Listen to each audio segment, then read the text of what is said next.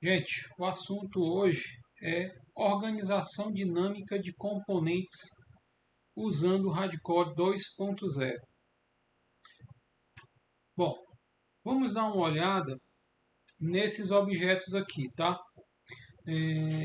Eu tenho aqui, gente, um memo, tá? Ó, componente memo padrão, ok? Tenho aqui dois botões. Eles estão dentro de um container, tá? E eu quero agora, né, com a nova versão do Hardcore, nós vamos poder fazer o alinhamento, tá, dos nossos objetos, referenciando outros itens da tela. Tá? Então, qual é a ideia? A ideia, gente, é que para um melhor controle de responsividade, a gente consiga reorganizar de acordo com a mudança de resolução da tela. Tá? Então, por exemplo, eu tenho aqui o meu memo, como a gente está comentando, ok? E eu quero que o meu botão Save ele fique alinhado exatamente à posição final, tá certo? Aqui no caso, o meu write, né, do meu memo, eu quero que ele se alinhe, tá, no final dele, para que caso ele expanda, tá, durante a mudança de tela, esse botão acompanhe ele para ficar sempre aqui nesse cantinho dele aqui, ok? Eu vou até deixar ele aqui meio tortinho aqui para a gente, ó, para não acionar aqui o scroll, vou deixar ele aqui meio tortinho, tá? E eu quero que o meu botão Cancel ele fique alinhado ao meu botão Save. Então, ó, como é que o Hardcore vai fazer isso? Tá, ó, a gente está trazendo com essa nova versão uma espécie de um interpretador de comandos embutido dentro do Hardcore.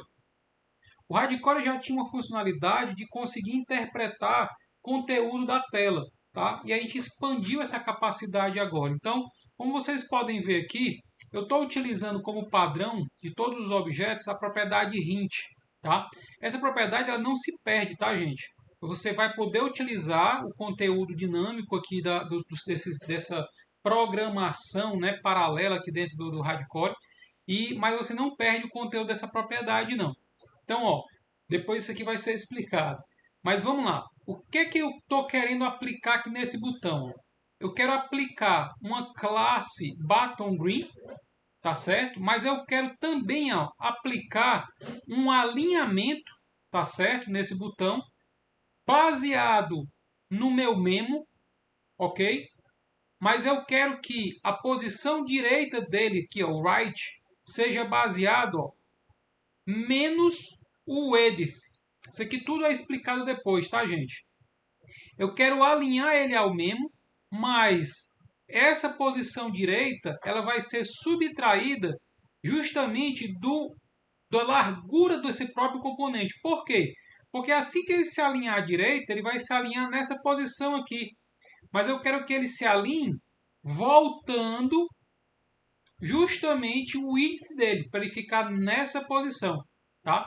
E o bottom dele, ó, 10, tá certo? Ou seja, eu quero que ele fique abaixo do memo 10 pixels. Então eu vou deixar ele aqui mais uma vez desorganizado para a gente depois ver em tempo de execução. E o meu botão Cancel, eu quero aplicar uma classe Button Red e eu quero que ele tenha um alinhamento dinâmico baseado no button Save, tá certo?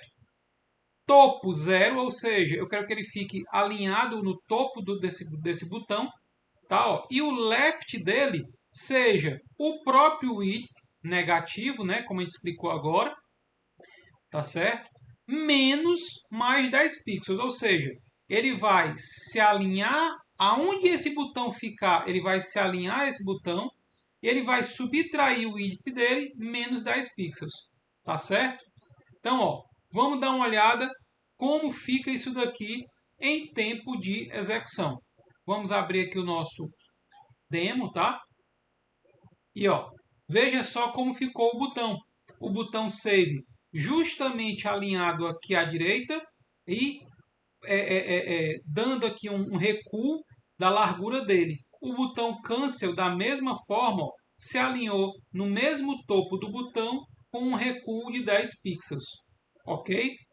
O mais bacana disso, gente, é que, como eu falei, à medida que você reduz a tela, tá? ele vai acompanhar. Então eu vou fazer uma redução da tela e o botão acompanha, exatamente porque o memo reduziu de tamanho. Tá, ó. Então assim que o memo altera o seu width, o align aqui, ó, a interpretação do align que o hardcore faz, entra em ação e ajusta a posição dele. Ok? No próximo vídeo, gente, vamos falar de mais recursos de alinhamento dinâmico. Um abraço.